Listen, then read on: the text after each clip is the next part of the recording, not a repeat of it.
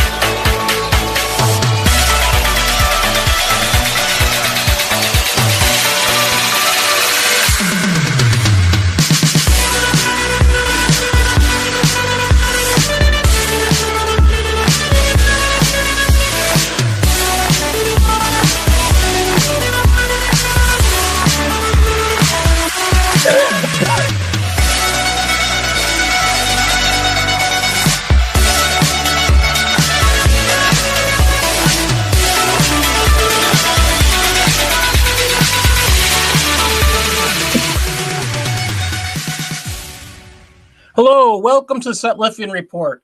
Today we are going to discuss Islam versus freedom of speech. Last week we covered Islamic scripture and some important events, and this week we're expecting Tom Trento to join us, and we're going to be talking about Tom Trento of the United West, and we're going to be talking about the attack in Garland, Texas. So we're kind of still waiting for him. But as this is a Christian news show, let's start with the Word of God. Today, reading Matthew 10, verses 1 to 8. And when he had called unto him his 12 disciples, he gave them power against unclean spirits, to cast them out, and to heal all manner of sickness and all manner of disease. Now the names of the 12 apostles are these: the first, Simon, who was called Peter, and Andrew his brother, James the son of Zebedee, and John his brother, Philip and Bartholomew, Thomas and Matthew the publican, James the son of Alphaeus, and Lebbaeus, whose surname was Thaddeus, Simon the Canaanite, and Judas Iscariot, who also betrayed him. These 12 Jesus sent forth and commanded them, saying, Go, not in the way of the Gentiles, and in any city of the Samaritans enter you not, but rather to the lost sheep of the house of Israel. And as you go, preach, saying, The kingdom of heaven is at hand. Heal the sick, cleanse the lepers, raise the dead, cast out devils. Freely you have received, freely give. Now I'm just going to check and see if Tom Trento is in. Nope, not there either. Checking out at the other place. Okay. All right, so I'm going to keep going. Can you imagine being one of the first sent out, commissioned by the Lord Jesus in the flesh, having sat at his feet, listened to his words, and watched his touch heal many? Would you believe in yourself or in the Lord's ability to make it so? These men knew that they had no ability. They did know that Jesus loved them and shared with them that love, that it was personal, that it was special, that it was beyond real. Even better, that love became manifest in the miracles that he did. And now he was telling you that you're going to take part in that. Can you imagine how that would feel? Jesus sent out his disciples to the lost sheep of Israel. He was calling his own back to the fold. He is the good shepherd here, seeking to save that which is his own, that was headed towards destruction. His purpose becomes clearer. His message becomes clearer to each of his disciples as they go out and share that message. The kingdom of heaven is at hand. These words, this commissioning of them with power forever stays with them. This message is his. They are simply to share his words. But the commissioning, who had power to give out power, think about it. Who, if not God? These men knew Jesus was more than anything or anyone could imagine. They Each felt the power of his authority. They saw it in his words and deeds. They saw it in his loving mannerisms. Can you feel the excitement each one of these men would have felt as being called that day and now being given that authority and power? Wow. Dear Lord Jesus, the moment you gave out your power to those who were your disciples was a testimony as to you being God. No one else could give out that gift. No one. Lord, we thank you for being true and just a God who loves beyond our comprehension. Lord, you do more than we can understand. Lord, we ask special healing on those who lost loved ones in Texas.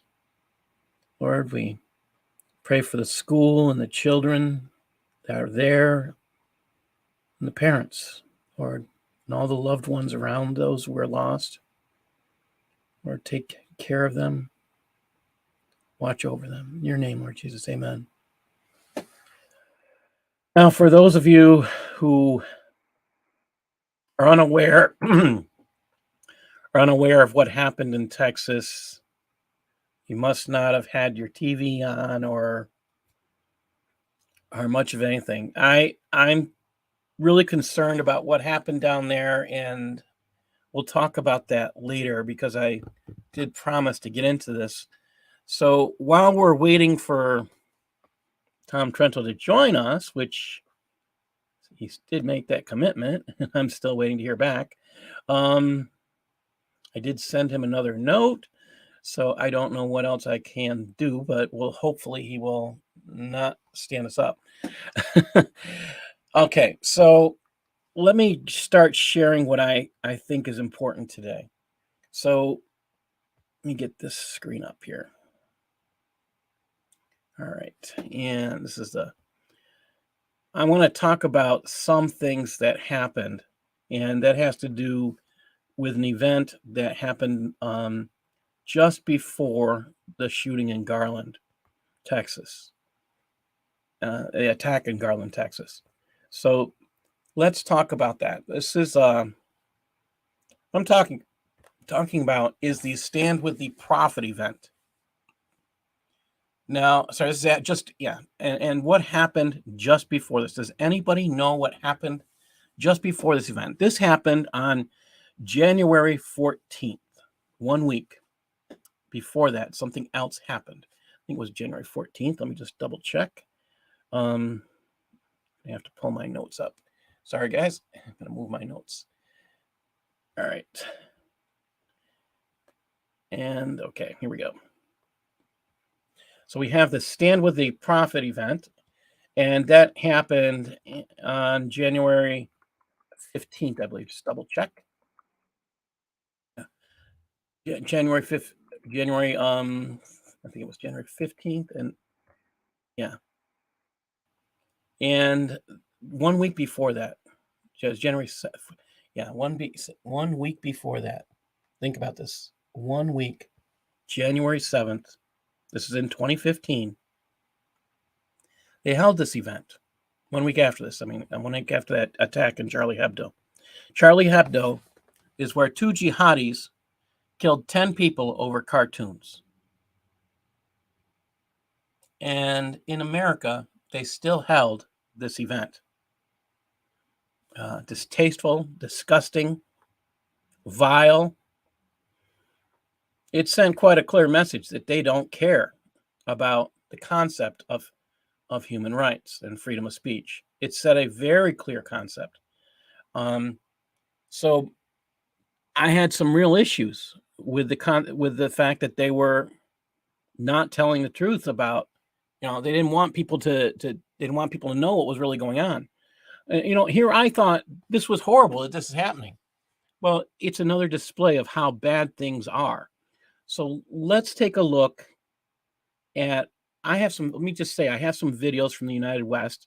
Al Corman, who is one of my radio bosses, and he and Damon Rosen and Robert Spencer and Pamela Geller were on the scene. I don't have one clip with Pamela Geller in it, but So I'm going to share with you a video of them going to the Stand with the Prophet event. Oh, before I do that, let me show you who was. Let me go back one more time and share with you who was there, supposed to be there speaking. So I get that part at least. So here's the people who are supposed to be there speaking. Now, you have Suraj Wahaj. We know that he's a jihad. He likes jihad. His son.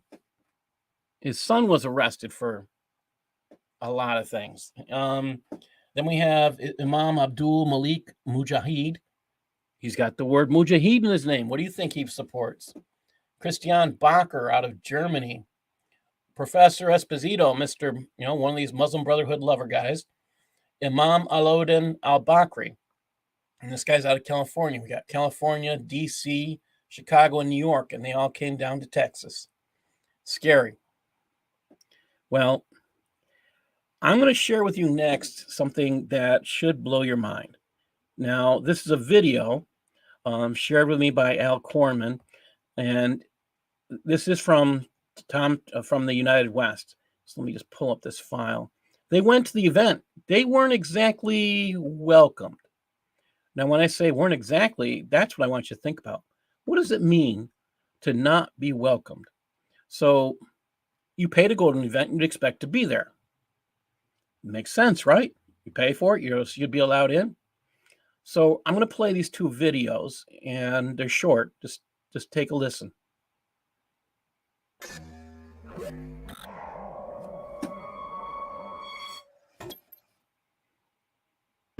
This is Damon Rosen reporting to you again for the United West in Garland, Texas at the Stand with the Prophet convention. I am here with none other than the great Robert Spencer. Robert, do you think that the people going to this meeting are going to see what's going on out here and have any doubt about going forward with their Sharia law and demanding people to stop insulting their prophet? I don't think this will make them hesitate for a second, but this is not to make them hesitate.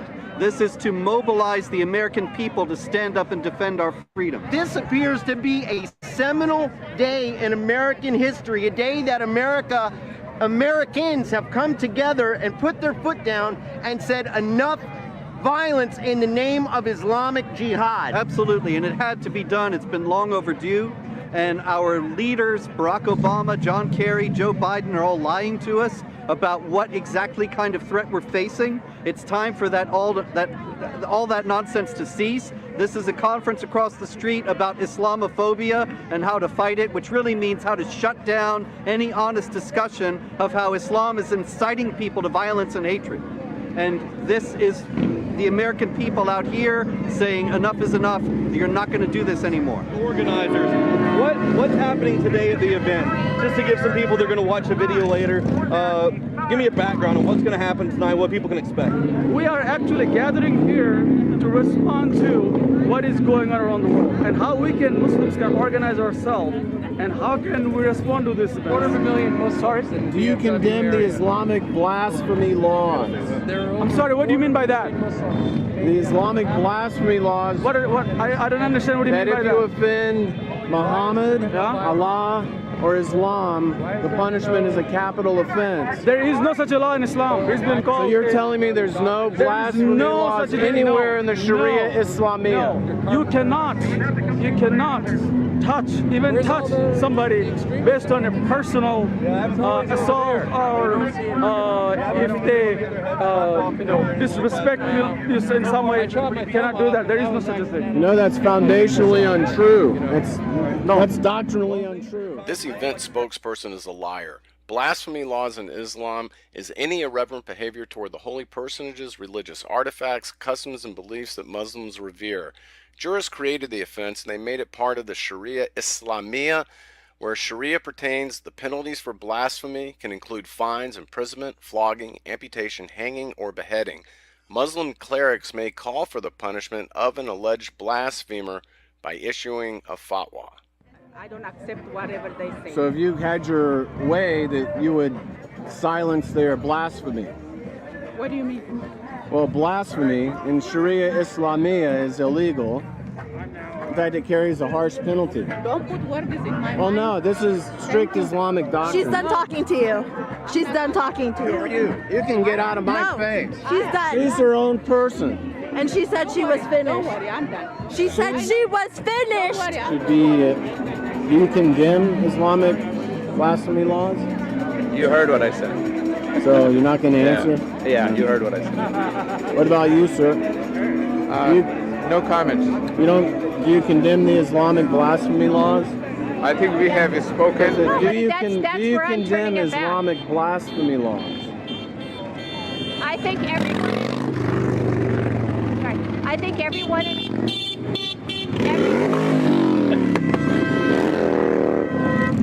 Everyone in America has the choice of speech. That's not answering my question, though. We are not in a country that has Sharia, so no, here in America they should not be put to death. No. So you do condemn Islamic blasphemy laws? No, I'm not saying that. You're trying to catch me. No, I'm just asking a yes or no. No, you're trying to pin me in a question. Do you, sir, do you condemn Islamic blasphemy laws? I don't. Don't speak English, sorry. Yes, you do. Huh? Can pick another one. Absolutely, yeah. Of the Sharia Islamia, you condemn those blasphemy laws. So like the killing which happened at the magazine, at the editor and all that, I condemn all of that. You do? That's wrong, absolutely. Okay. Killing is forbidden in Islam. Quran says, if you save one life, it's as good as if you have saved the whole humanity. And if you kill one person, no matter who, there's no distinction. If you kill one person, it is as bad if you have killed the whole mankind. Right, 532. Yeah, so... What does 533 say? I don't know. Okay. Sorry. That's all right. Quran verse 533 states, "The punishment of those who wage war against Allah and His Messenger and strive with might and main for mischief through the land is execution or crucifixion, or the cutting off of hands and feet from opposite sides, or exile from the land.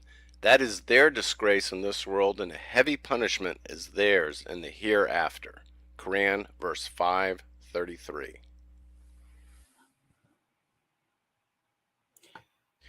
Do you stand with the Prophet, or do you stand for freedom and liberty?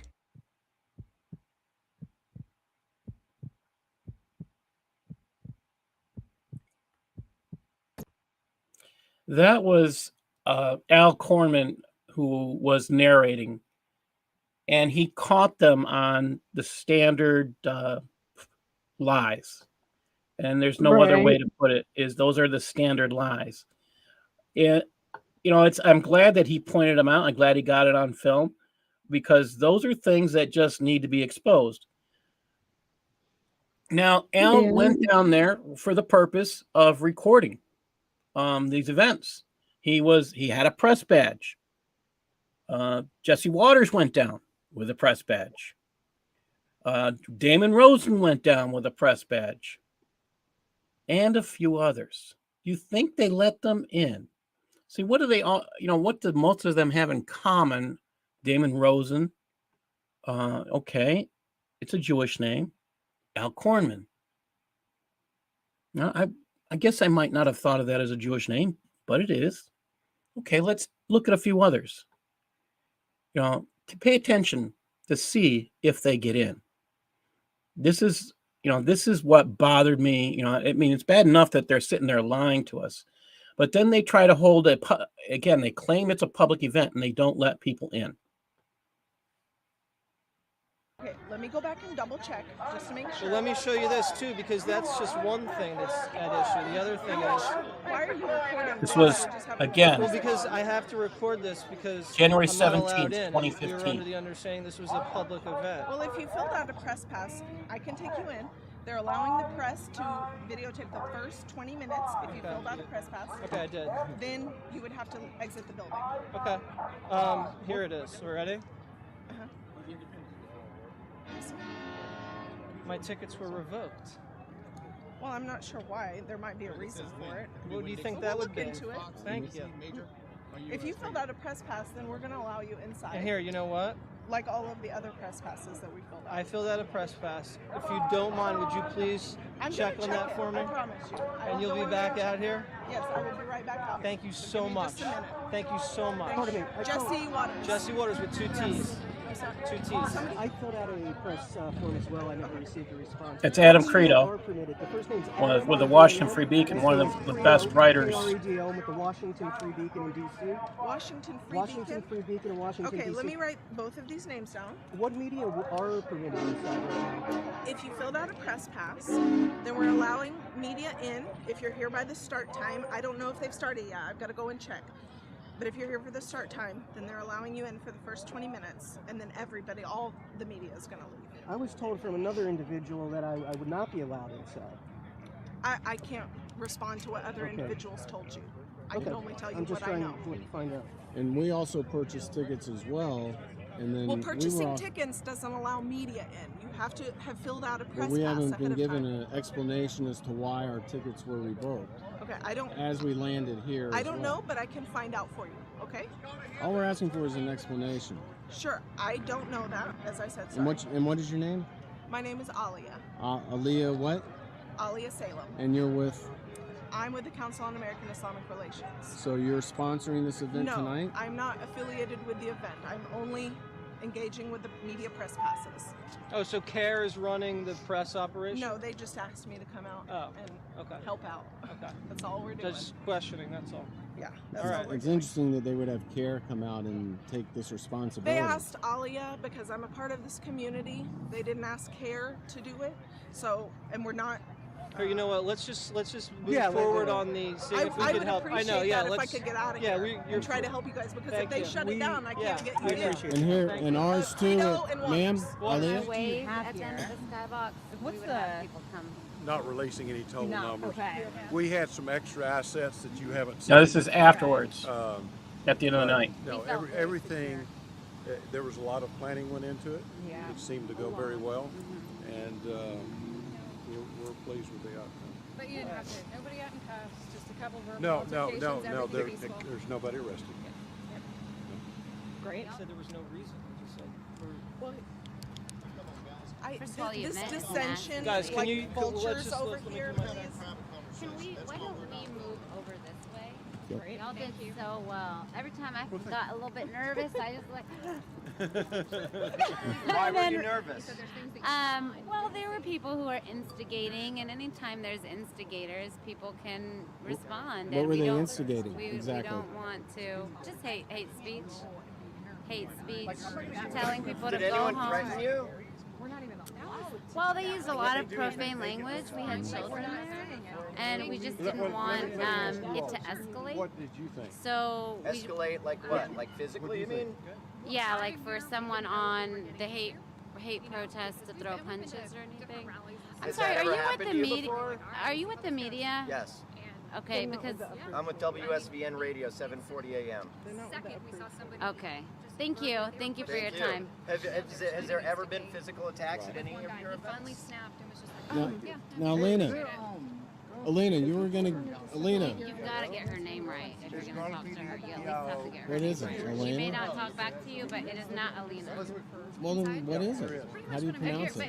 It's pronounced exactly the way it's spelled. Oh, I don't know. That's why. When you look it up. I mean, if you're engaging someone, you should at the very least know who Well, you're it would be speaking to. polite if you would tell me. Do you know his name? I'm not trying to speak to him. I'm not trying to get his attention. I'm not videotaping him. I'm not the You press. could be nice and tell me. I could.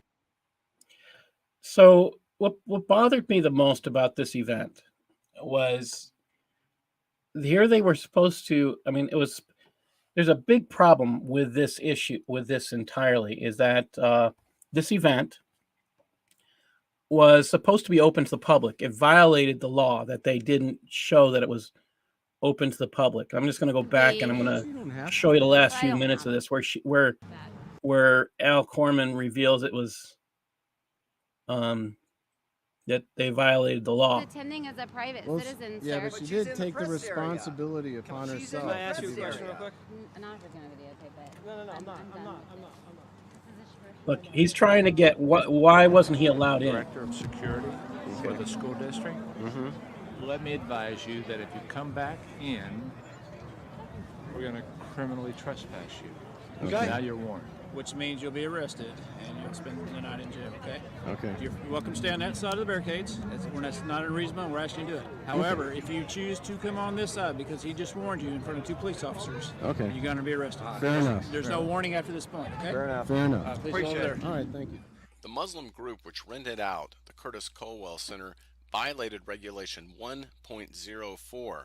It states that the lessee, in this case the Muslim group renting out the center, conducting an event that is open to the public, which it was, or for which there is an admission paid, which there was, shall not discriminate against any person, directly or indirectly.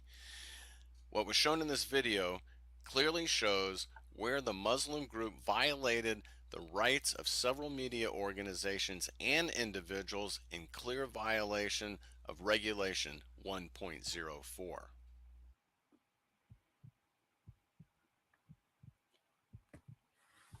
I'm still hoping Tom Trento shows up. He did say that he would be here today, so I don't know where he is. I'll have to call Al in a minute, maybe see if he's going to show up. I don't know what to do with if he doesn't show. That's we'll go on without him if that comes down to it. Yeah. So let me tell you a little bit more about this. At least I've recorded all this in my book on my book, The Cancer of Civilization Jihad. So I have a lot of material. It's just I wanted someone to fill in the holes. So let me read you a little bit more about why I think this was important. Now that event that we just saw took place January 17, 2015, and they excluded people who didn't fit their ideal model of what should be.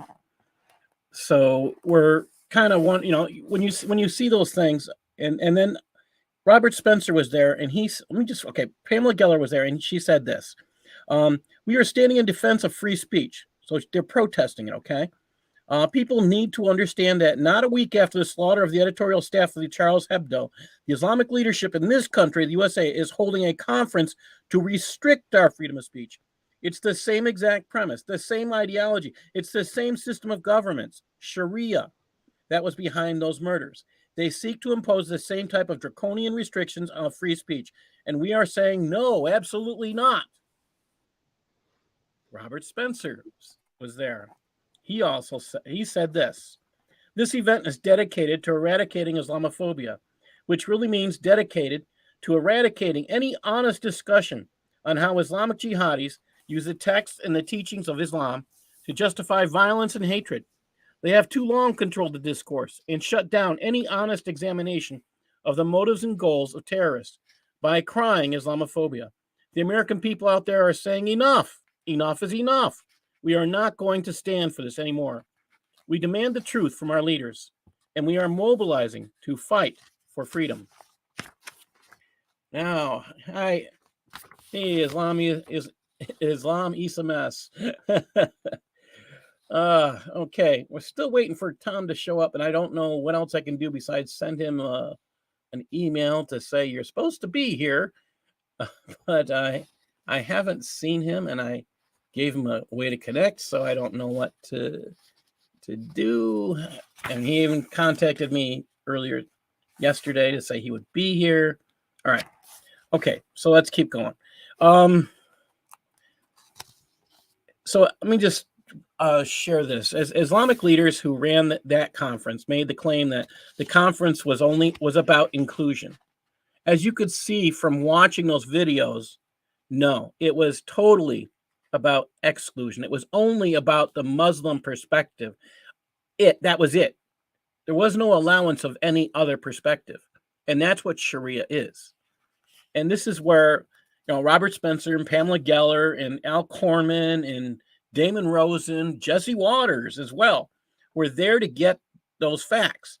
Now, they were denied access. Now, Aliyah Salem, the care director. Now, this is what I found fascinating. When I looked these tapes over, I remember watching them at the time these came on. But you start to look at who's involved. Okay, CARE's doing, this was a good question Al Kornman asked. Is CARE doing the PR? She says no. I mean, and she talks about herself in the third person, which kind of, yeah, that's always a scary thing when you get people talking about themselves in the third person. Right. It's But weird. yeah, well, that's what I found kind of odd. Like maybe her name really isn't Aaliyah. That was the other thought I had. But if she's, I would just wonder if that, maybe she's changed her name. I don't know. But that made some, did some interesting things to say that she was there, but she wasn't representing CARE, but she did tell them that she was a CARE personnel. What was the purpose of telling them that? If she was there representing herself, she would never have said, I'm a CARE representative. So that's what kind of gave that away. So, yeah. And again, never, I mean, she comes out and she lies and saying they never filled out press passes. And they were able, in the first video, they showed that they had filled out the press passes. But again, these people filled out, they paid for tickets. They get there and they deny them access. See, here's why they didn't tell them until the last few seconds. Because all that would have happened if they did it the day before. What would have happened is Jesse Waters would have contacted the school district and shown them they're violating your basic rules about attendance. If it's open to the public and anyone is allowed access by buying a ticket, then you have to allow them access. You can't be prejudicial. And they would have had to allow them all in. So what was the purpose? You think about it. If this is, it was a Muslim Brotherhood event. I mean, you had John Esposito there. You had Suraj Wahaj, Imam Aluddin al-Bakri, Christiana Bakr, Imam Abdul Malik Mujahid, and then we saw some other people from, what was the other group that's there? Sound Vision, which is another known Muslim Brotherhood front group. And they were all running this, and that's something to think about. And then we get, in this Suraj Wahaj, I want you to just think about this. This guy served as a character witness for the Blind Sheikh in the first bombing of the World Trade Center, and he was later listed as an unindicted co-conspirator in the USA versus Holy Land Foundation trial. That's the biggest terrorism financing trial ever in U.S. history. His presence convinced many that this event was to promote Sharia over freedom of speech. That was a no-brainer. So when you see him on, at events, this is something to think about, because your college kids will go to, like, Muslim Student Association sponsors events, and they will invite people like Suraj Wahaj to come and speak. If your child goes to one of these events and at some point may need a security clearance in their life, not going to get it. Why? Again, this guy was on a co-conspirator list, unindicted co-conspirator list for a terrorism financing trial. Again, unindicted, but you have to report when you go through and you're filing for a security clearance. You have to put all those people in that you've interacted with in your life that could be a security threat. And if they said they went to this event or an event that he's speaking at, you're not going to get it. People are going to start asking questions. So this event that, again, that was shortly, it was even not even, it was just 1 week after Charlie Hebdo, the attack on Charlie Hebdo. 10 people killed over freedom of speech. And that's why there was such a large protest. And, that's why the Sound Vision woman lied to the press about, saying, there was hate speech, there was cussing and all, saying they were being sworn at. There was no evidence of that. The police said that there was no arrest, but she wanted to bring up and say that there was things to be concerned about. And the police were like, no, there's nothing, there was no problems. So she had to change the thought process. Here's Randy Potts was at this stand at the Prophet event. Oh, sorry. No, this is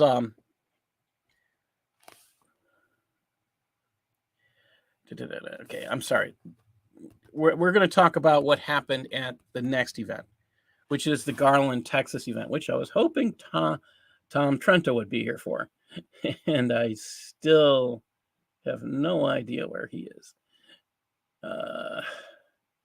Oh, joy of joys. Okay. You can plan for things, but you can't always get them. All right. So You're at stuck the with me. yeah. So here's the thing. This was a Draw Muhammad event. And that picture I showed you the first. I'm going to go back and share this with you again. I'm going to show you a picture of the winning artwork that was of a Draw Muhammad event, and it was done because of. Let me try this one more time. Just a second, and here we go.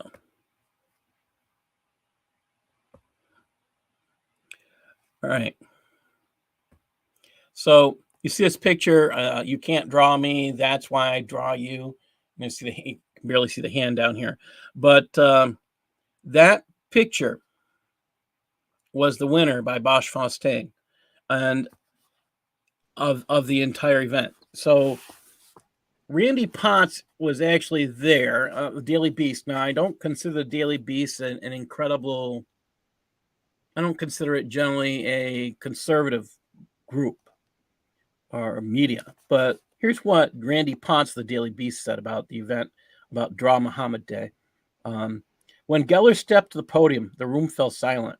Closing my eyes for a moment, I recognized the rhythm immediately, the sing-song cadence of a preacher, New York accent notwithstanding. I had expected the often shrill persona I heard online, but this Geller was mesmerizing, gentle, encouraging, motherly even. Now and then, amen echoed through the room. Often after references to the Bible, Geller was a quick 8 to 10 minutes, and she was done. Introducing the controversial Dutch politician, Geert Wilders, who was flanked by several security guards and didn't enter the room until Geller called his name.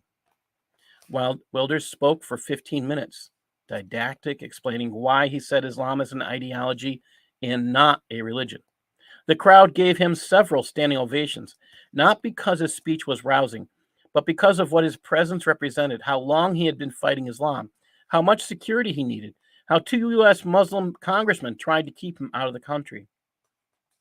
It was left to Geller and Freedom Defense Initiative co-founder Robert Spencer to announce the contest winner, Bosch Faustin, who was raised Muslim but now says he worships at the Church of Ayn Rand. The platinum blonde Faustin talked about growing up Muslim and his realization that it wasn't for him. He talked about the new comic he was working on, a superhero dressed in pigskin, practicing bigotry. Muslim mistreatment of gays, he said, is another reason he draws Muhammad. You tell me I cannot draw Muhammad, he said. I will draw Muhammad. During Geller's closing speech, 2 men drove up in a dark sedan to the event. Now, a little bit behind where I got my information. I had contacted the people I knew who were there. Al Corman and a few others talked to me about this event. So I put it together as best I could. So I read as many things as I could on it. I tried to get as detailed. So the 2 men drove up in a dark sedan to the event, Elton Simpson and Nader Sufi. They quickly jumped out of the car wearing body armor and carrying assault rifles. They approached a police car that had stopped and had 2 men exiting, one of whom was an unarmed school security officer, SSO. The other was an off-duty Garland traffic police officer with a service pistol. One of the jihadis opened fire, hitting the SSO in the leg. The highly trained police officer returned fire, killing both jihadis. No one died at the hand of jihadis at this event. No one inside this event was aware of what was happening outside, except for those on the security team until after the death of the jihadis. The excellent planning and security that Geller and Spencer had hired saved the lives of everyone present. After the failed attack, the area was checked for bombs and other possible dangers, but none were found. ISIS claimed the attack was theirs the following day, making the first ISIS terror attack on U.S. soil. Think about that. It was later learned that the FBI had followed the jihadis on their trip to Garland and didn't even try to stop it. Again, this was under President Obama.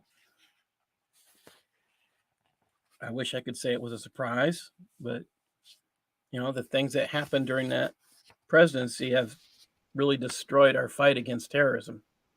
Right, and it's very disturbing. Sick. I mean, I could say more about Obama, but I'm not going to. Yeah, this event, like 9/11, had a huge impact in America. Colleges and universities felt the impact. One such example is the University of Minnesota's reaction to a poster from a university group that featured a Charlie Hebdo cartoon of Muhammad. And that one, let me see if I have that one here. I looked at that cartoon, and it's really nothing when you think about it.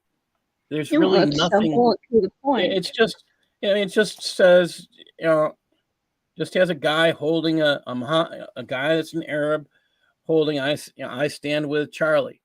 That's what in French. That's what it says. Okay. And they're all upset. Why? Because Charlie Hebdo cartoons, they were sarcasm. They weren't reverent to anyone.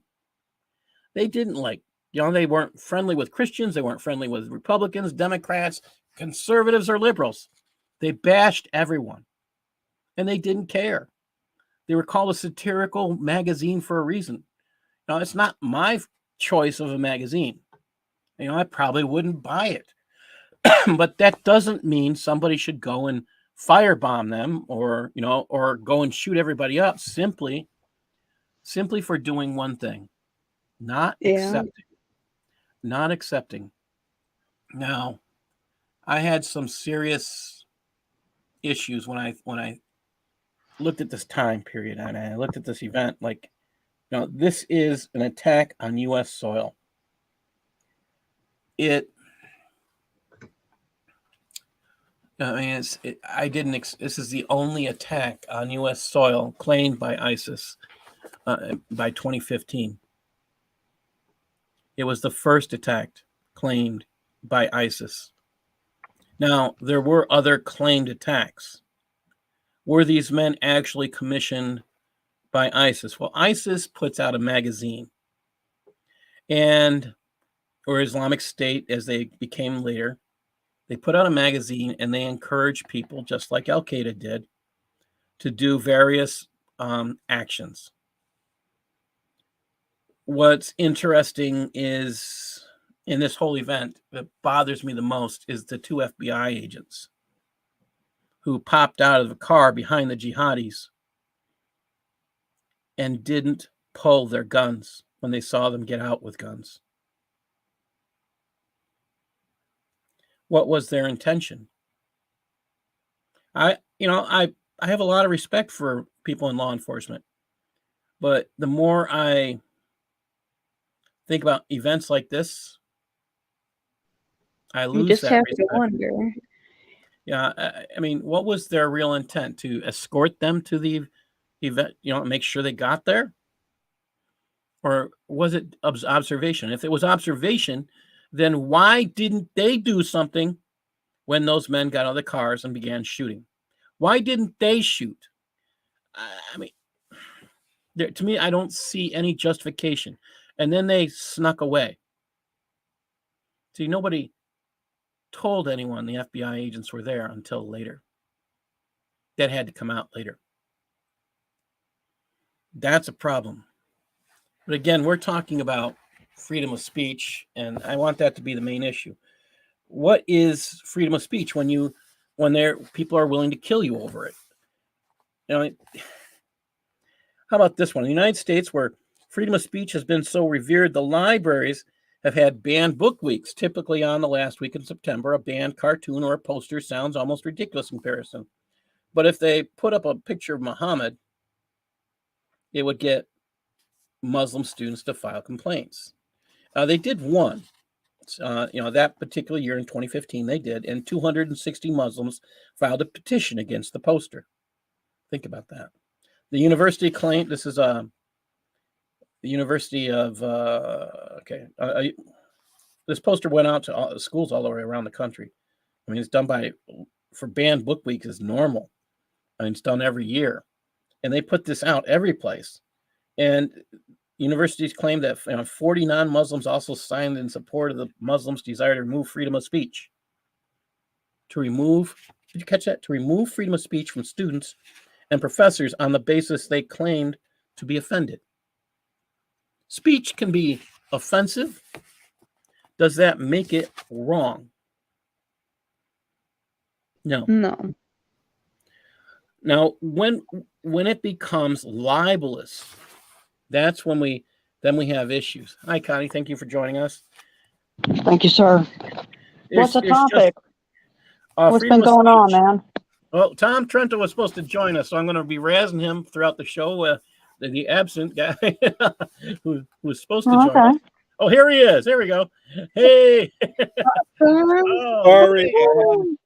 I had it down for 7 o'clock. I was running around like crazy. How you doing? Pretty good. I'm glad to have you here. So I'm just going to get right into it because we talked about the Stand with the Prophet event and a little about Garland, but I wanted to get some of your thoughts. Let me just pull up my notes real quick so I can get to them. And let's get that. Are you talking about Garland? Yeah. What state? What state? This is Garland, Texas. So Charlie Hebdo happened 1 week before that Stand with a Prophet event, and you sent down Damon Rosen and Al Korman to that event. I'm just curious. I mean, did you just think they had the gall? I mean, a lot of gall for still holding this event in America? Yeah, the Charlie Hebdo was, I think, January 15th, 2015. It was January 7th, and then the event was January 17th that it was, yeah. Well, the background is we have been going to Paris probably since 2009. Not too many people knew about it, but there's actually a French resistance to the Islamic movement in France, particularly in Paris, and we were working with some of those individuals, and so Charlie Hebdo wasn't just something over there. We knew we didn't know anybody that got killed, but we knew a lot of people who were fighting against the Islamic threat in the country. So when we heard Honor of the Prophet was still going to go on, it was already scheduled. It was scheduled quite a while before even Charlie Hebdo. Alan Kornman, Damon Rosen, two nutcases, fearless, crazy jihad fighters. Trento, send us. Go ahead, stay out of trouble, And he got in trouble when we went to Garland in May to the Draw the Prophet. They wouldn't let Damon in. They had him flagged, and I had to go through a whole bunch of stuff to get him in. But they went down there that was because he tried to go in, even though he didn't have a ticket. They pushed it. That's our style: push. And but that proved that made I shared those videos earlier, and that just proved the point that they weren't allowing access to those who had even purchased tickets. Yeah, the whole thing was a scam, set up. But that's normal. I mean, that's normal with us. If it were public property, and it was public property leased out to, for that event, a private organization, then they have quite a bit of control over what they can do. But if that was a public entity, like a state house or something, we just would have walked in. They can't do anything. But they went down there, and the video shows, the lies and nonsense. But what happened, Robert was down there, Robert Spencer, Pamela Geller, and she had the idea, hey, if these nitwits can honor their dumb prophet, then we can draw pictures about their prophet because this is America. That's how the whole Amen.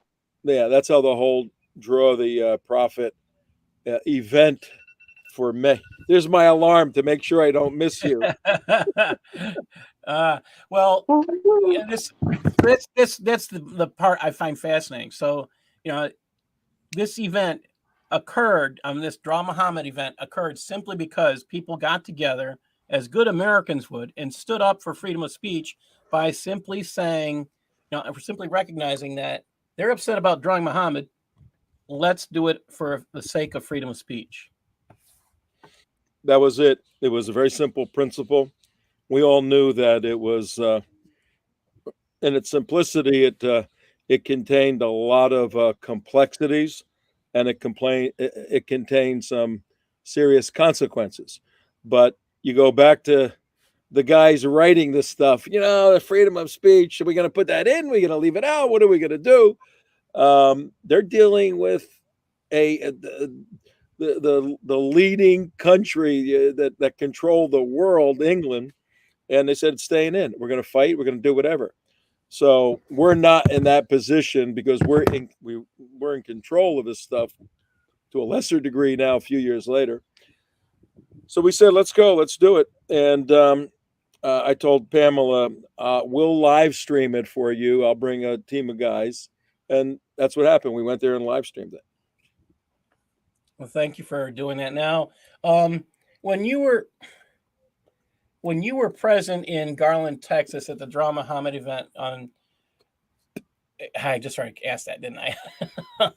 Okay, what was your first thoughts when you entered that event? Is what I should ask. I'm hearing that you had issues with David, and well, yeah. I shouldn't be surprised. I know those two. We stayed in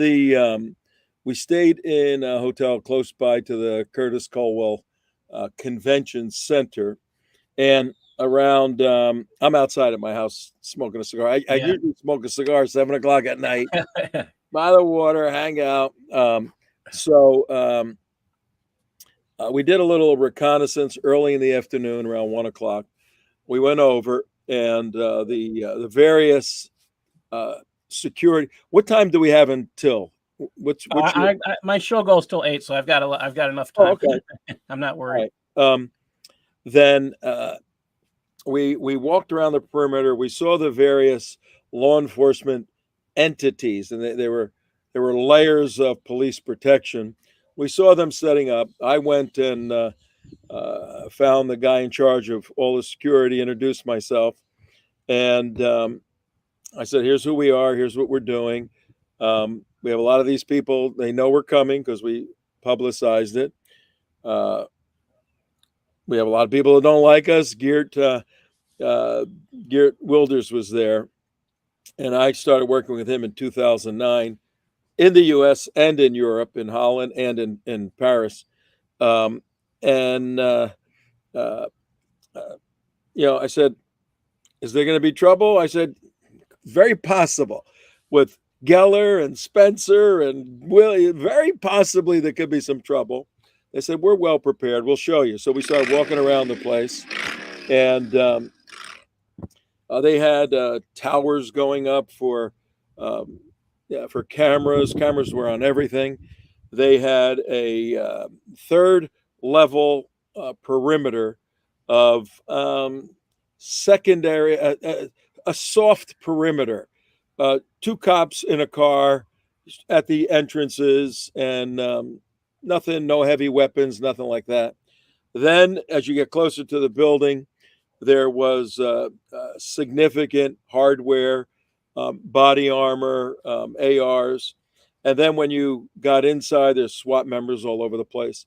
So we walked around the back, and then Geller and Spencer had their own detail. They had about 8 guys that they paid for out of their pocket, which plays in later on. Pamela Geller spent 3 hours with these 8 guys and Robert Spencer in the men's toilet at the Curtis Colwell Convention Center when everything hit. So I walk around the back, and it didn't seem like it was well protected. There was woods out there, and they had a couple of guys. I said, "This doesn't look well protected to me." He goes, "We got so many snipers hiding in the woods, it isn't funny." I said, "Oh, okay, that's good. Thanks." So we were very well protected. They would have had to take an airplane and fly it into the building, or have a series of car bombs, driving into because there was a glass front that you can smash through. And they would have had 20, 30 guys to actually get inside unless they slipped someone in. But there was magnometers all over the place. They were checking names, and nobody snuck in that was bad. Nice. So when we go to start to get in, they go, "This guy can't go." Damon Rosen, and then we finally got him in. So ask me any questions, and I'll tell you what happened next. Okay, so, well, I guess I would say what my next question was about the pieces of art that you saw. I mean, what did you think of? What was your favorite piece? Was it Bosch Fastains or? Yeah, you walk into the convention center. It's a huge place, but they had a room, with the walls up. We had, I think, 200, 250 people there. Oh, wow. And the artwork was displayed around the perimeter of the room. So you on easels with a description. That was some very creative stuff. And we knew Bausch quite well, and his work is phenomenal. I thought his was a winning piece, the best piece, because again, the simplicity, the brilliance of Muhammad drawing himself. What greater insult? You can't draw Muhammad. Well, can Muhammad draw Muhammad? Is that okay? You're looking at Muhammad drawing Muhammad. It was brilliant in its intellect and in its logic. And if you ever want to confound Muslims who hold to the Sharia, all you have to be is logical, and it confounds them tremendously. That's what we have a show on here. Eric's Crossing the Crescent discussion group, and they'll do that, and they fail to understand logic. That's one of the reasons why a couple weeks ago I spent the majority of my show teaching logical fallacies, and that's where we just keep seeing they are afraid of the term. They're afraid of logic. Is what it comes down to. You're right. It's a whole nother topic. I did degrees in theology and philosophy, taught logic, so I would have loved to listen to your the fallacies, because once you understand those, I taught them with commercials. Okay, so you can go back. You'll have a good laugh. That's when I teach apologetics. I just shared my the presentation. Beautiful. That's my background. I'm a trained Christian apologist, but part of the problem is it's almost it's a begging the question kind of system of belief, where you're taught not to be challenged. If you allow a challenge of the scriptures, the Quran, then there has to be some element of doubt in your mind. And if you doubt, you can't be a believer. If you can't be a believer, then Allah will never let you into paradise. This is why when I shared the videos earlier of the Stand with a Prophet event, when Al's asking those questions, do you support the blasphemy laws? They wouldn't answer.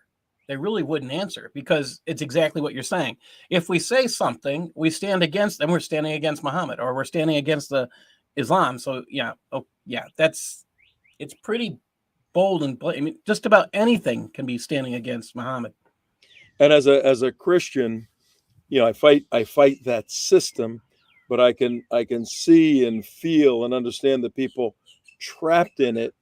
And so as an apologist, your goal ought not be to win every argument. That's easy, to win an argument. It's to win the individual, to get the individual start thinking, to come out of that it's a satanic system, that satanic trap they're in.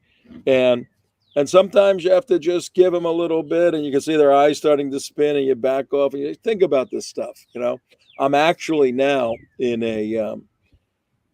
a dialogue with one of the foremost terrorists, Muslim terrorists in the world, privately. And whenever we start up, Tom, your problem is you have not accepted the prophet. I offer the prophet to you. You can accept him now. And in previous conversations, he has done that so many times it isn't funny. But I said, if I come over there, he's in another country. If I come over there, could we go out and have a cup of coffee together and all of that? He goes, oh, sure. We'd be friends. No, you can never be my friend. I said, would you kill me? He goes, I would move to have the government of Sharia execute you because you mock and blaspheme the prophet by criticizing him. Anything's blasphemy. So here's a guy who we talk, we actually have a relationship, but he says, I would not kill you. I would have the state of Sharia, whatever country we're in, kill you, but you would have to be killed. Sure, of course. So how do you work through that stuff? Only from my perspective, through the grace and mercy of God changing their heart. So it's that's what we're getting at, is this concept of freedom of speech is just so limited. There's no freedom of speech within Islam, and that's evident. What did she go? I'm going to go back to that Garland event. What was your first clue something was wrong, since you were inside? Well, as the evening before we went, now when I say we, there's 5 of us. It was Roger Gangitano from Brevard County in Florida, Daytona Beach. Sadly, on the 20th of March, he died. I lost 6 friends in 3 weeks, from the end of February to the end of March. Went to 3 funerals. Roger was with us. Damon was with us. Alan was with us. Mark Campbell, who does all our videography, and me, 5 of us. And then we had Ann Lindholm and her husband, Ray Lindholm. And that's a very interesting, funny point I'll tell you about in a minute. So we're discussing this, and we always make these crazy $5 bets, right? At $5, you can't walk into that mosque and get a Quran and walk out and, have conversations or whatever the thing is. So I said, $5 bet that there's trouble tonight. Well, what's trouble? I said, we'll define it, a felony. There's going to be a felony committed tonight. And 3 of the guys said, no, I won $15. And Damon said, yeah, absolutely. So I had a feeling something was going to happen. It was just with what had occurred from January and to May, these people are crazy, and it's still sort of pre-Islamic State. They're on the ascendancy. It was the time period where Obama was calling them the junior jihadis. Mm-hmm. Yes. And this attack happened to be the first Islamic State attack in the United States. Yes. So we expected trouble.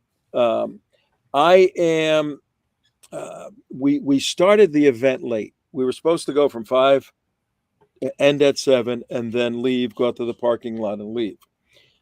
If the jihadis, the 2 guys from Phoenix, if they were watching the live feed, many of us probably would be dead now. They had timed their approach.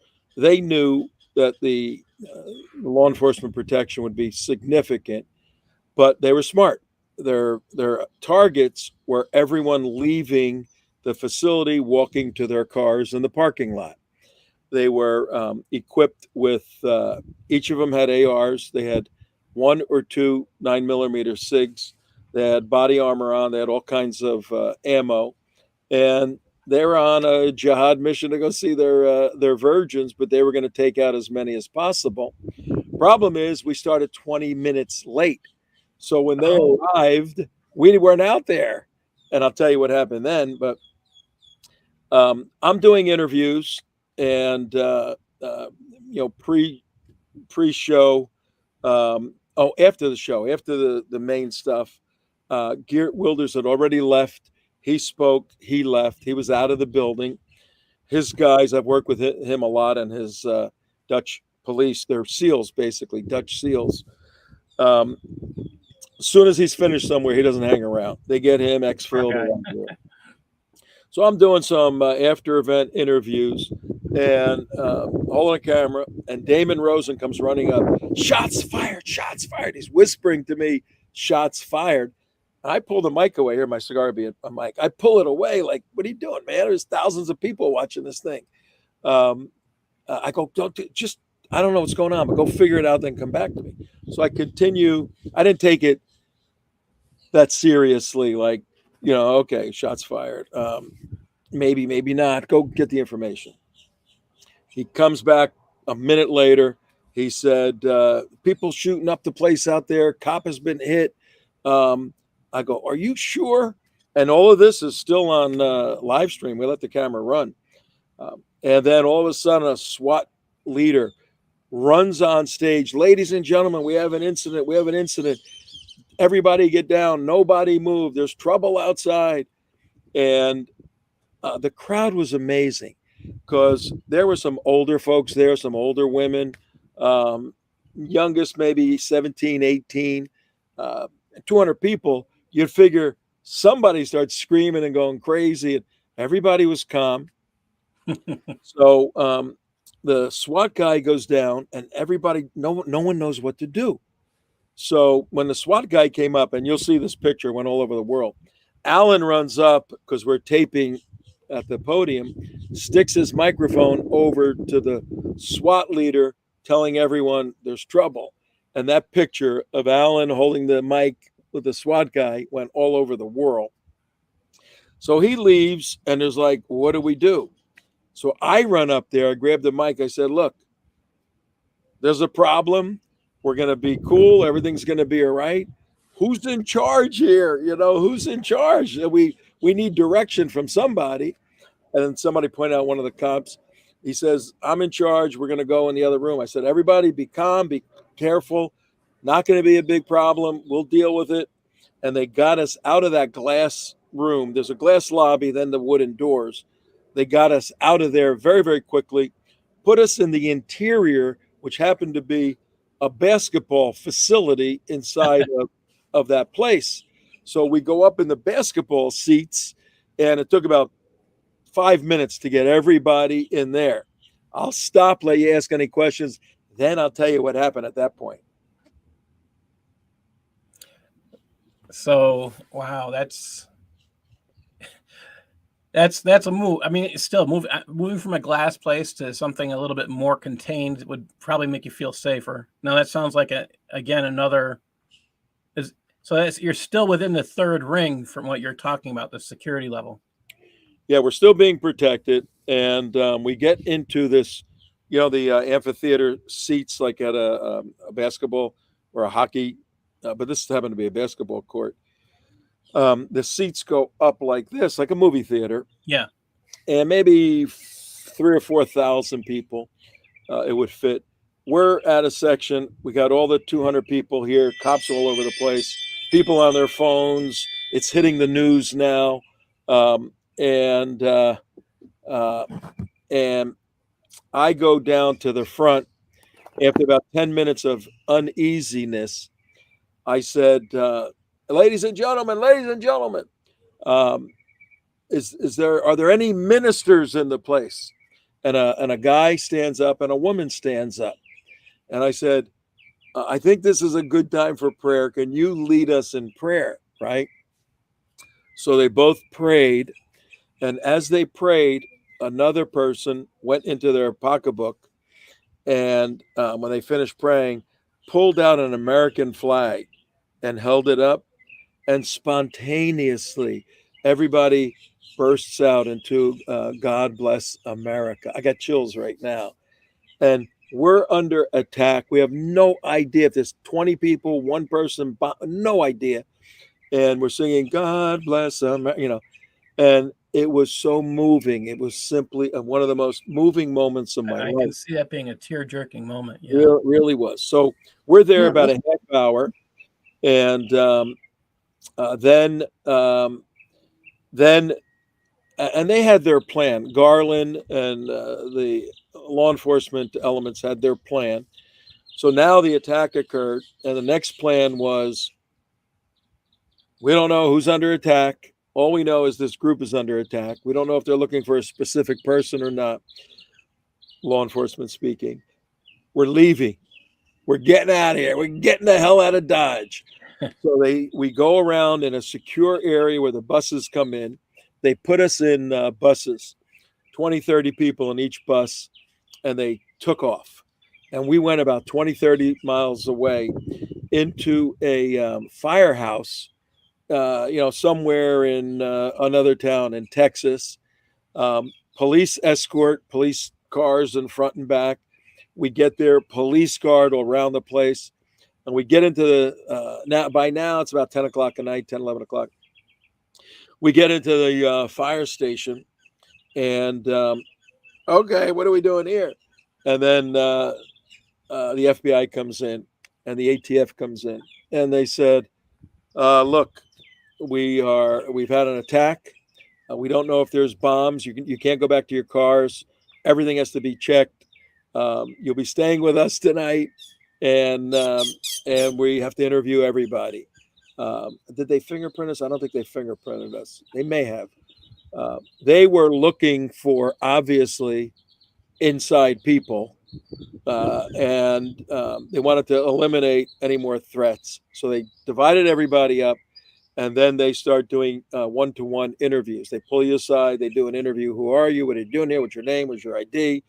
All that stuff. And they're checking it all out as it's going on. So that lasted 4 or 5 hours, maybe.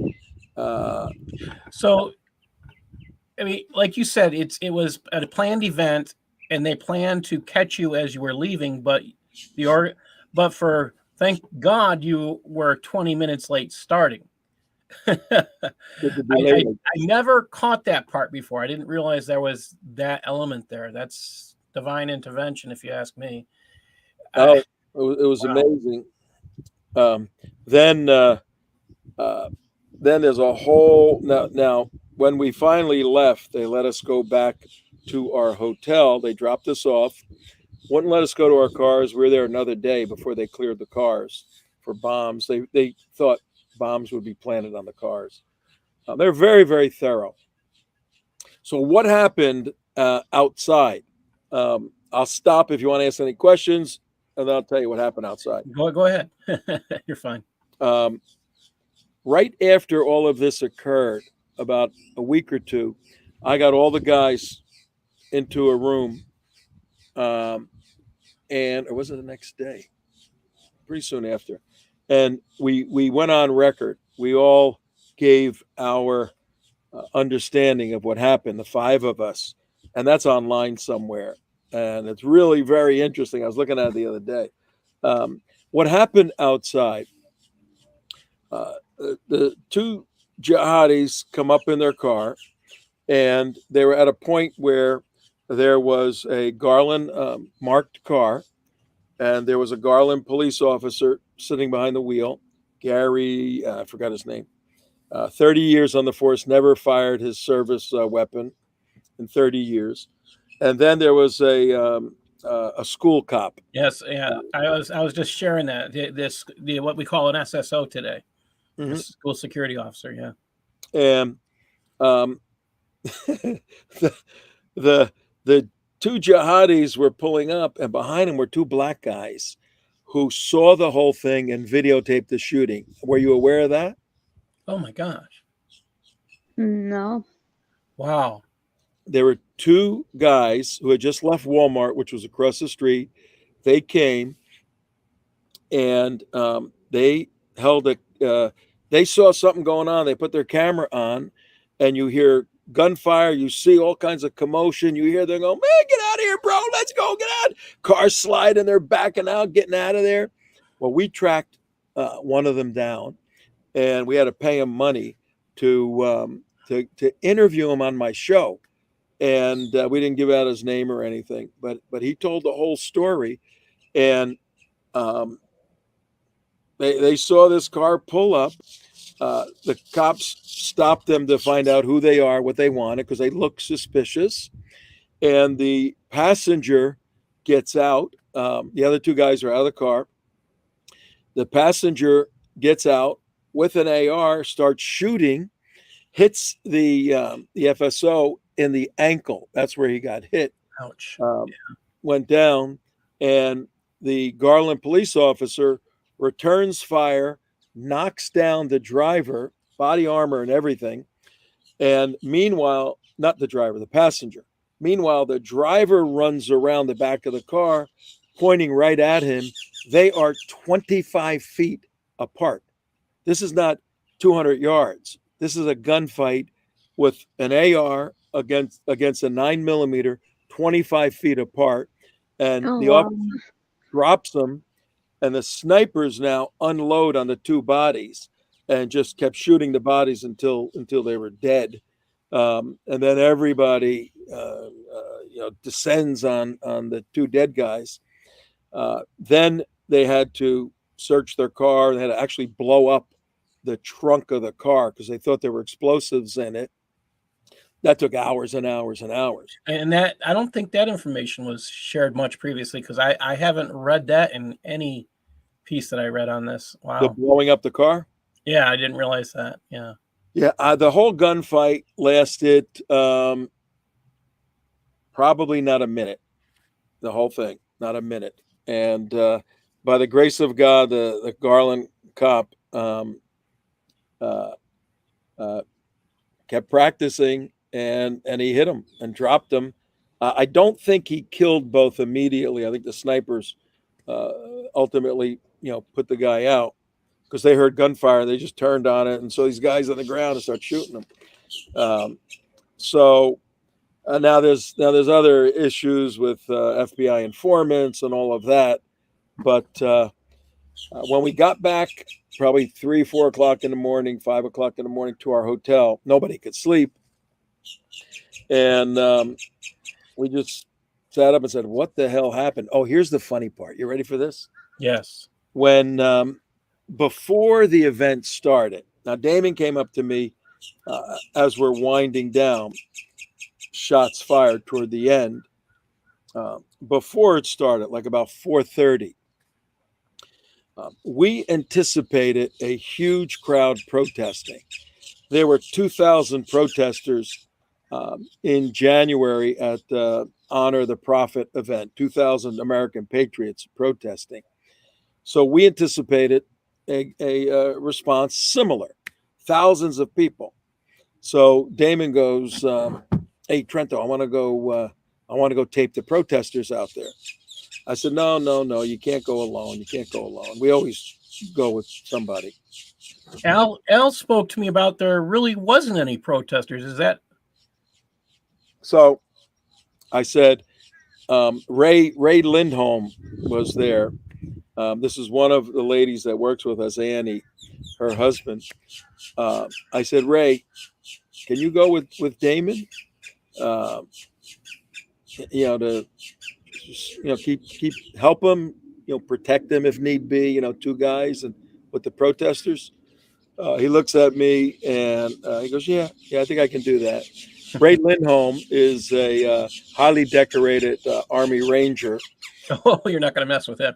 And ironically, he was on the rescue and recovery team for Extortion 17. Oh, wow. When the SEALs went down August 6, 2011, they were operating with the Rangers in the Tangi Valley area of Afghanistan, and his unit was called, and he stood watch, around a burning helicopter. He had since been back. It's 2015. He was out of the service. He did 10, 12 years. Frontline Ranger, killed many jihadis. So it was kind of a joke when I said, you think you could handle this, right? Some protesters? He goes, yeah, I think I can handle it. So they go out with the camera. They come back in 15 minutes, and they go, "Nobody's there. There are no protesters." So we said, "What?" And we read that as the brothers and the uncles. The brothers and the uncles are the first generation Muslim terrorists that come over, and they tell all the 20-year-olds what to do. And the Yes. uncles who are in their 50s and 60s, they said, "Do not go protest. Do not go protest. Do not go protest," because you can't have no protesters. That thing was shut down by the Islamic community. We don't know if there was any awareness of the attack happening. My guess is, yeah, they didn't want to get their people implicated. No protesters. And when that next morning, when we're in the hotel, I'm sitting down with Ray. I go, "So what do you think, brother? You know, I mean, you've been fighting these guys." He goes, "This is friggin' crazy." He said, "You know, I've been in so many crazy things, but this is insane. They're coming here. I don't have any weapons. I have no weapons," because you couldn't have any weapons. Yes, that's He goes, right. "I've never not had weapons when these people were around." So, you know, that's basically the nutshell story. This week, there was I've got this article from Germany, and I thought you'd be interested in commenting on it. It's an article that says, it's titled "Men Beat Up Bremer. The reason is said to have been homophobia." But as this article continues, this is from I'm going to put the link in the chat room in YouTube, and it should share out. Okay, let me put that in there. So okay, but this article, I saw this on Jihad Watch. It says 2 men beat up a 31-year-old man from Bremen on Sunday afternoon in a restaurant on Remberting. According to the police, the victim's sexual orientation was the trigger for the attack. Now, that's not wholly true. The 31-year-old is said to have talked about religion with a friend of the same age and a 28-year-old girlfriend in a fast food restaurant in Remberting. Okay, so now they say they are said to have yelled at the 31-year-old that as a gay guy, he had no right to talk about Islam. Then the men hit the 31-year-old and fled the restaurant. So they beat this guy up because he's gay and he's talking about Islam. Does that sound like freedom of speech? In their respect, that's the closest they get, I guess. It's a wonderful game the American imams play, and the imams in the West, and these people are not dummies.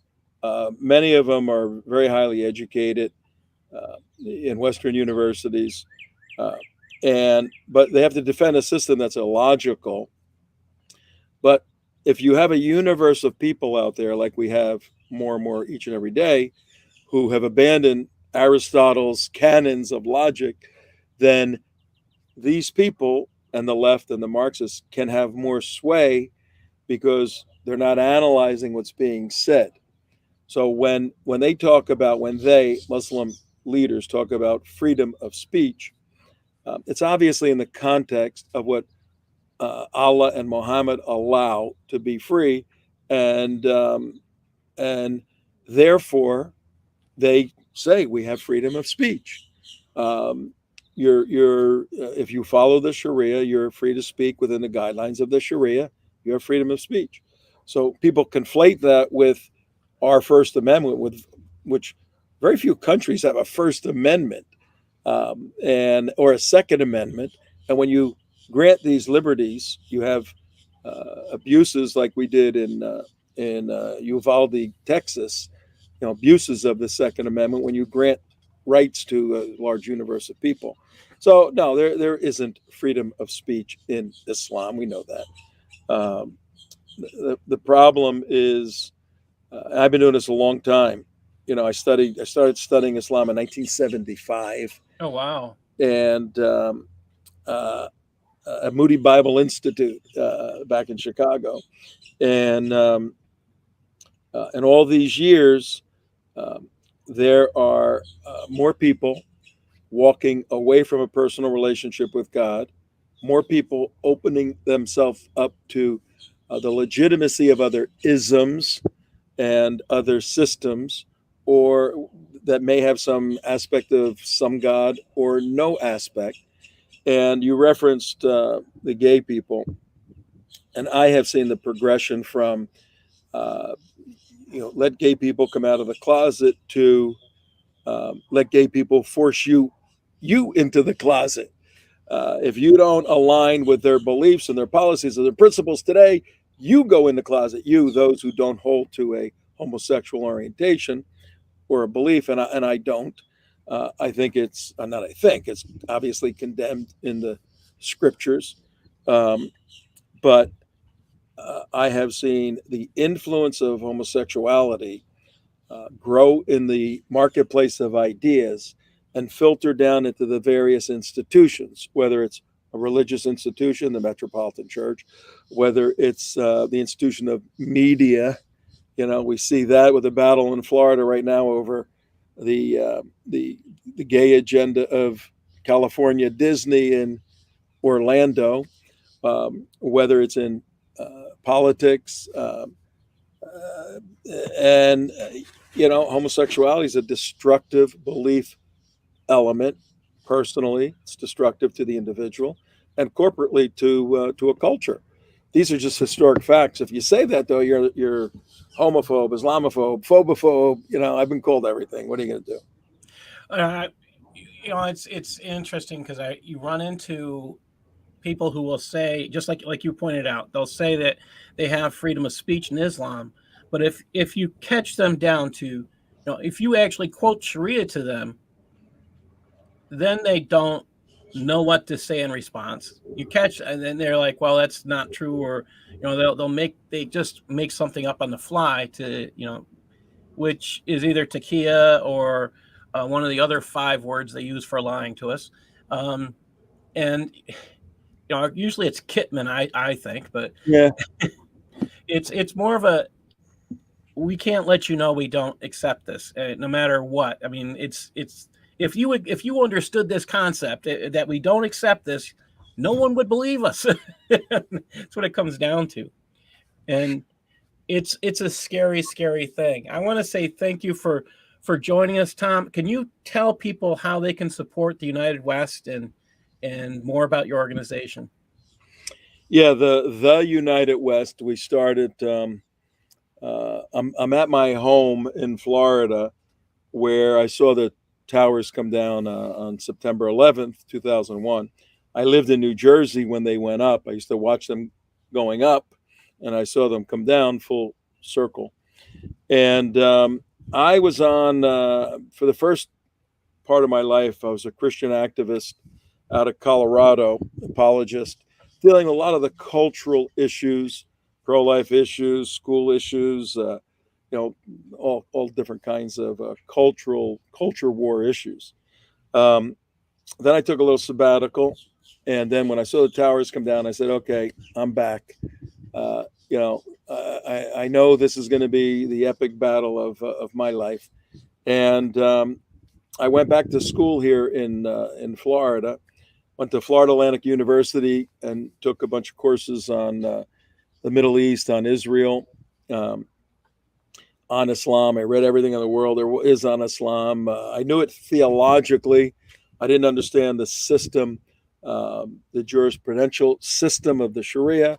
I didn't understand the political systems of Islam and the reach of Islam worldwide. To me, as an apologist, it was, okay, we send missionaries to Muslim countries. They're there for 35 years. 2 people become Christians. And, what's the sense of that? What's that all about, right? So I studied it on a broader level. And then in 2007, I started the Florida Security Council, designed to educate people in Florida against Islamic jihad. Well, it took off. And 2011, we changed the name to the United West. because I'm in all these different places, not just Florida. And since then, the primary focus, 4 objectives: defend the Constitution, defend the state of Israel. They're at the center of the battle of Islamic Jihad. And watch Sunday. There's going to be trouble probably in Israel on Sunday. Defeat Marx and defeat Mohammed. So those are objectives. And we're a 501c3 nonprofit. We exist on donations. What we're focusing on right now, we're doing our Israel work. We lead national security tours to Israel once or twice a year. Bring small groups of leaders. You should come with us. You did. Didn't you come with us one time? No, I'm hoping to go one time. Yeah. Eric actually is. I think Eric's Right. planning on going with you. Yeah. He's another part great. of our team. He's great. We bring leaders like you guys and expose you to some crazy stuff with the IAF, the IDF, and all these different groups. And then the whole idea is to come back and integrate that information into the context of mobilizing Jews and Christians to vote intelligently and continue to support Israel. You pull Israel you pull the Israelis out of Israel, and we got a freaking mess on our hands.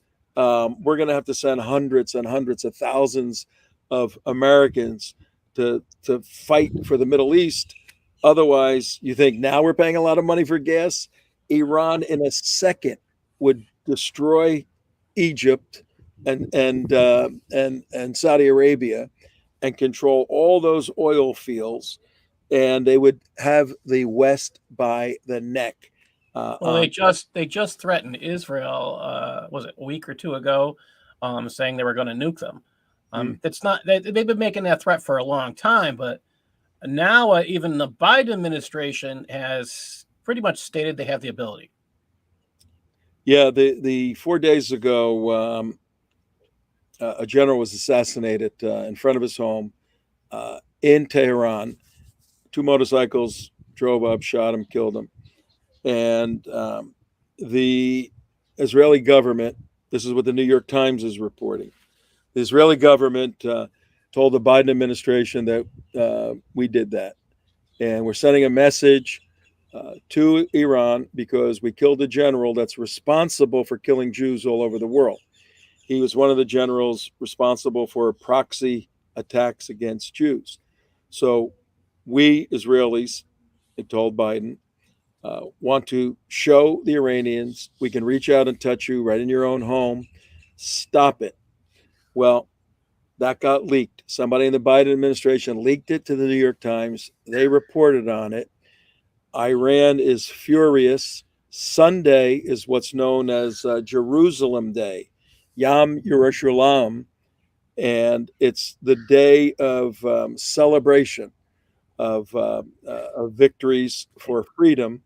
And all the Israelis, if you've been to Israel in the old city, they march through the old city, which is essentially Muslim territory. But for that one day, the Muslims don't even come to work, and they march through the old city and exit out in front of the Western Wall. Well, right now, there's all kinds of alerts going on in Israel as we speak that Iran will mobilize either Hezbollah or Shia Muslims. Gaza are Sunni Muslims. They'll mobilize both because they're funding both. When it comes to killing Jews, they don't care about They don't care where that money comes from as long as it's some form of Islam. So there could be some serious attacks occurring in Jerusalem on Sunday. The state of Israel is well prepared for it. The people are prepared for it. But you can hurt anybody on any day if you want. So the United West right now, we see one of the weak spots in our country being obviously the penetration of the southern border, the invasion of the southern border. So we have hooked up with Tom Homan, Homan, former ICE director under Trump. Yes. We're producing a series of media based upon his book, Defend the Border, Save Lives. And television shows, a feature film. We're raising $2 million to do all this. It's designed to educate people to vote intelligently in November 2022 and 2024 for border security, border sanity, border sovereignty. That's all. I'm going to suggest you contact Todd Bensman if you haven't yet. Who? Todd Bensman. He works for the Center for Immigration. So he's outstanding. He's a personal friend of mine. Yeah. Is he really? Yes. Yeah. He's the world's expert on jihadis coming across the border. So I've talked to him. We're going to start interviewing him regularly and going to border with him down there.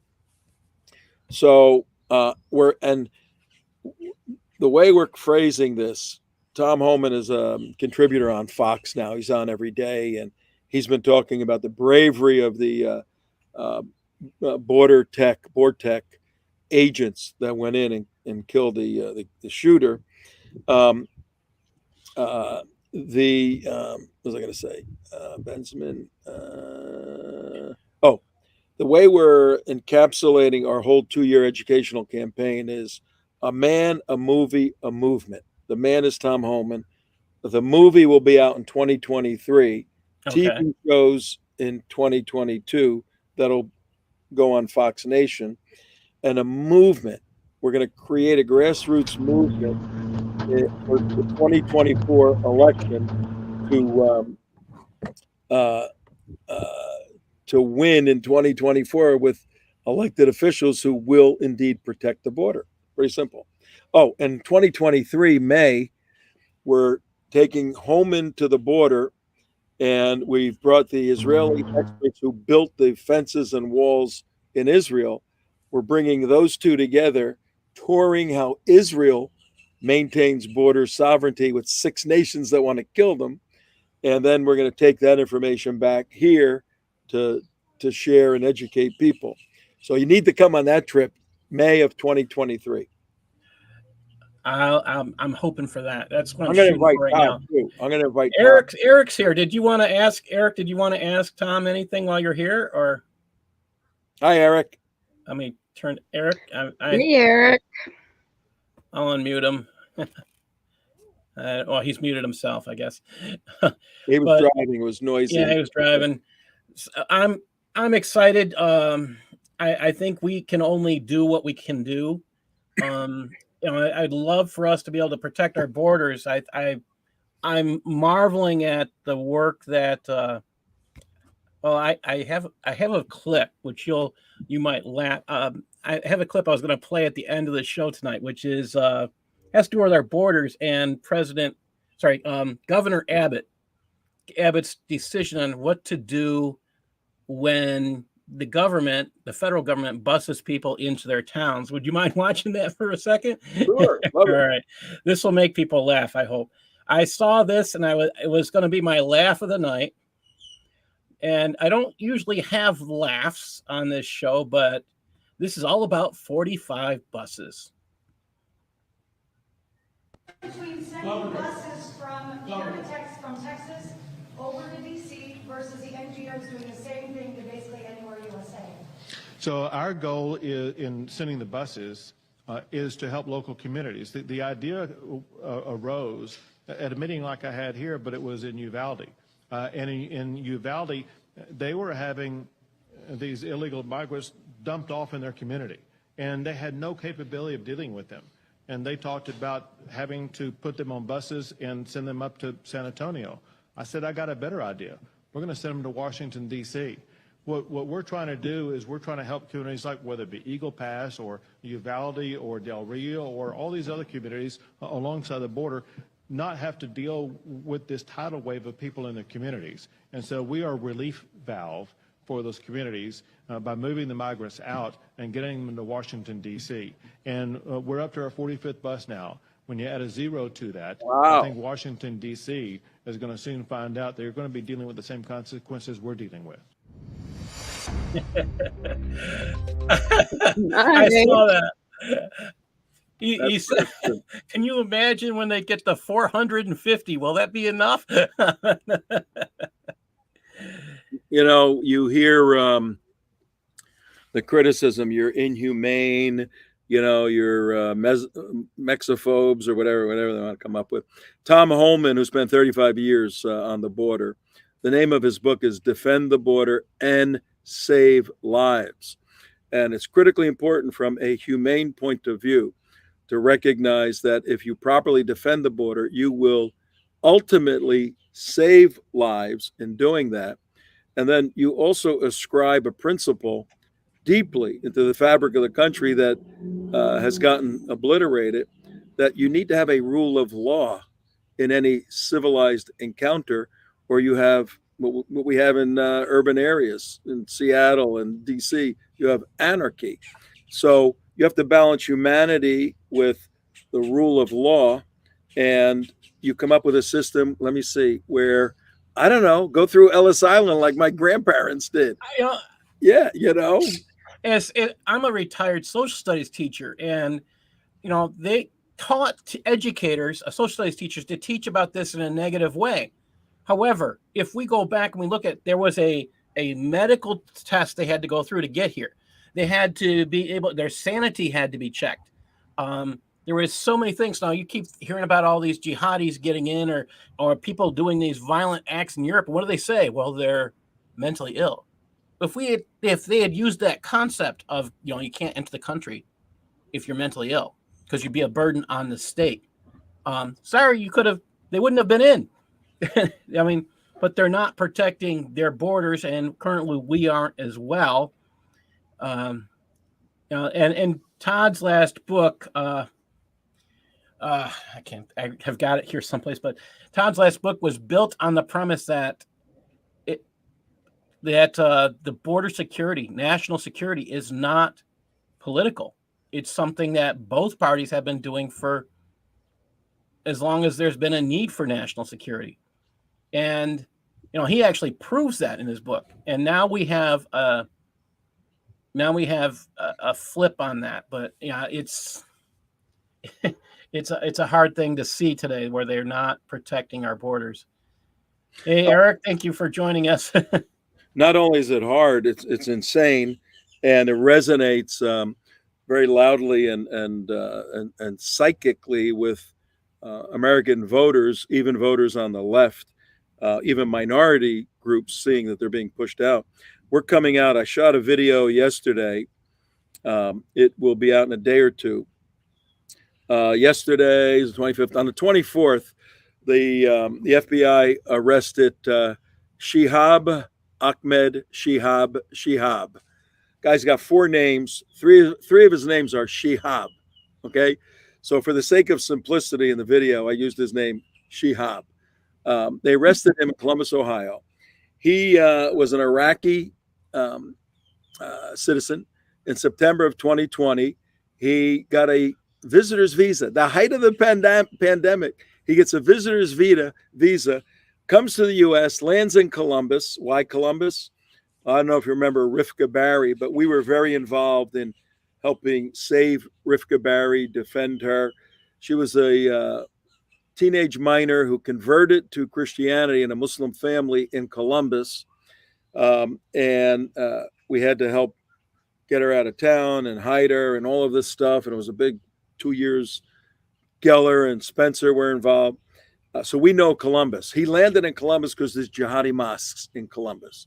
Okay. He then goes on a 1.5-year mission to put a elite team of Islamic State fighters together. He was bringing them in from Turkey, from Egypt, from Denmark, and from Iraq. He was bringing them in, total of 7, to go and assassinate President George Bush. The guy was arrested 2 days ago. This was a real plot. The FBI had 2 confidential informants in those mosques, and they followed this guy, worked with this guy for a 1.5 years. They finally rolled him up. In December of last year, Shihab bragged that he just brought 2 Hezbollah fighters in to the U.S., $50,000 apiece. And guess how he's bringing everybody in? And guess how he's exfilling after they assassinate President Bush? Through the Mexican border. That's his point of entry and his point of exit. That's Todd's book. That's what his book's about. Yes. And This is just one little story. Imagine hundreds of thousands of people each month coming in. How many jihadis are coming in? It's mind. Wow. Yeah, that's one of the things that the Border Patrol and national security guys, I mean, and the good FBI, I don't know how much is left that's good. Definitely administration's bad. The guys on the ground that do this work, they're good people. Yes. It's when you get upstairs that they go off the wall. Yeah. I mean, I look at what they're saying. They're saying we have to be on target 100% of the time. We can't lose once, because when we lose once, we lose big. And that's the message they keep giving. They only have to get through once is that message. And then we lose. And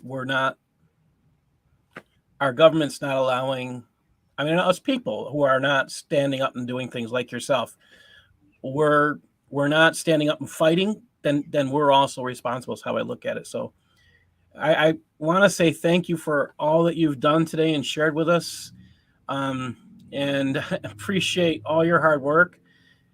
And if there's anything I can do to help and support you, please let me know. I've had some of my work shared on your stuff. So just keep fighting, keep the fight. Don't let anybody stop you. Thanks you for coming. We'll all work together. I got a great team. Eric, what's up, Eric? Oh, he stepped out. Wait a minute. He might be on the YouTube. He's moving. He's, for those of you who don't know, one of the reasons why Eric is not talking much is he's cleaning out his dad's house, and that's a difficult job to do at this point, and that's why he's in the van. So going from place to place, taking things, and family and cleaning out houses is not always the easiest things to deal with. And yeah, no, gonna just keep him in prayer. Tom, keep the fight. Just want to say we'll keep. I know I'm going to keep praying for you and the team down there. I think the work that Al is doing and you and that team down there is outstanding. And if there's anything I can do, let me know. I'm in New York. I'm in Rochester. Nowhere's near New York City. That's like 600 miles away. But if there's anything I can do, let me know. How far is Rochester from Albany?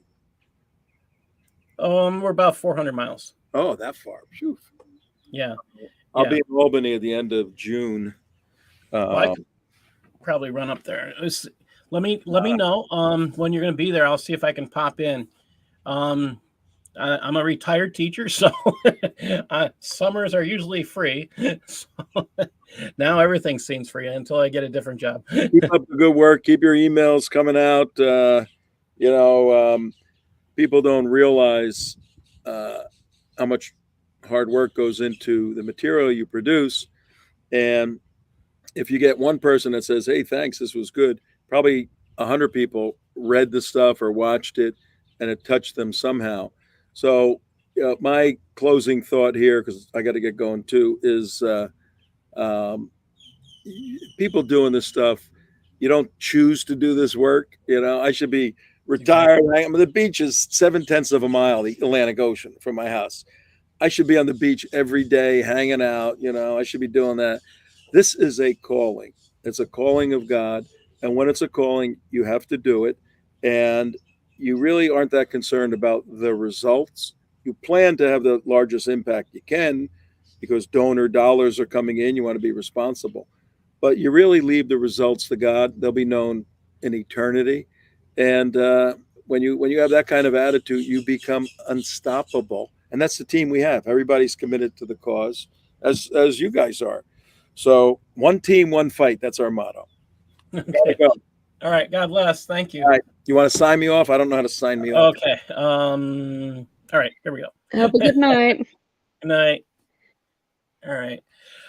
It's a fight. It's a fight to stay in this. That's the truth. Sometimes the work is tiring. Sometimes it's exhausting, but it's not always easy.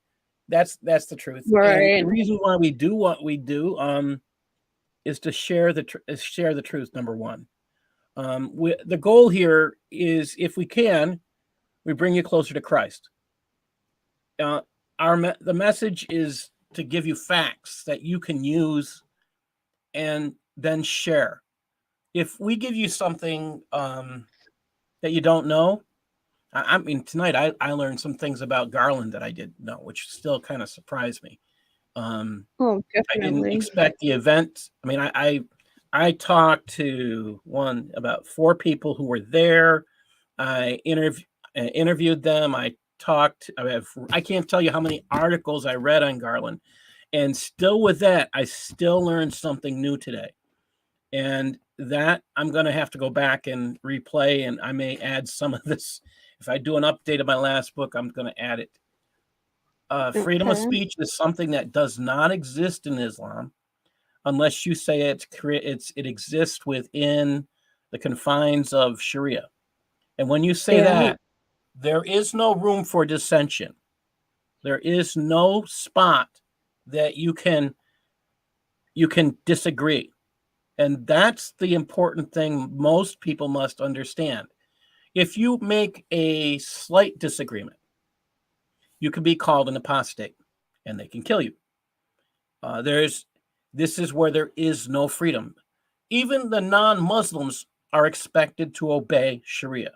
That's what the Muslims expect. There's rules for how non-Muslims are supposed to behave in Sharia. There's rules for how they're supposed to treat non-Muslims. And without that understanding, you don't understand how dangerous Islam is for any free country. It's not just we're talking about America or Canada. We're talking about the entire concept of Western civilization. If you are concerned about your freedom, you should be highly concerned wherever Islam treads. It's just a dangerous threat to your freedom. I look at Garland as a wake-up call. This little event this news I just read that happened in Germany. Here's another one. This happened in Nigeria this week. Just pull this one up. And I'll share the picture just a second. Now, I mean, I try to trying to stay on topic with this one. It's just mind-numbing when you start to look at how dangerous things are. And that's the truth. Some of these things are just scary. Why do I say that? Well, this is as bad as it gets. This is from India, Nigeria. Muslim mob burns shop and houses in anger after it fails to locate another Christian woman to lynch over blasphemy allegations. Now, it says earlier this month in Nigeria, Sokoto, a Muslim mob brutally beat a Christian woman named Deborah to death over a WhatsApp message that was deemed blasphemous. All right, so now we can see the picture here where you see how it looks like a couple hundred people, all angry, all wanting to kill someone because they're told something was blasphemous. It says on Monday, an enraged Islamic mob went on a rampage and set fire to over a dozen commercial and residential properties after they failed to nab a 40-year-old Christian lady whom they wanted to lynch. That's kill, people. Over the charges of alleged blasphemy. The incident was reported from a town in Warji, Bauchi, where the violent mob was upset over a message that was posted by the Christian lady on social media. The message was deemed offensive to Islam and was declared an act of blasphemy. And the nation of Nigeria put this up. Tweet up. Barely 2 weeks after Deborah Samuel was killed in Sokoto over blasphemy against Prophet Muhammad.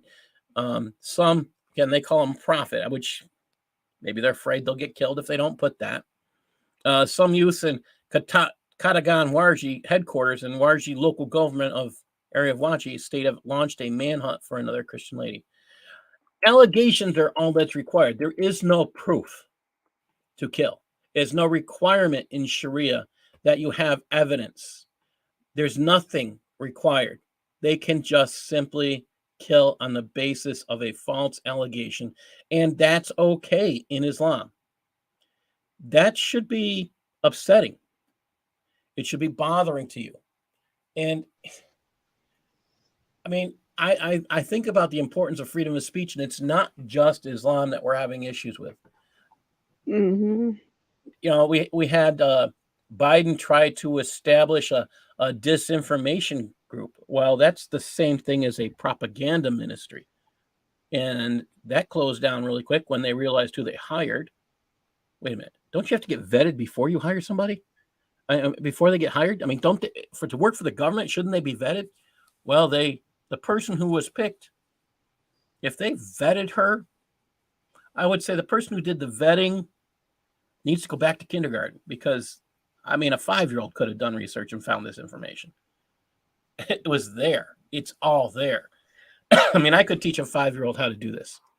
That's the thing that bothers me the most about this. And again, there's so much they want to stifle. There's actual rule, like California is now trying to pass a law that will not allow alternative treatments for COVID to be even mentioned in social media. They're trying to pass laws against this.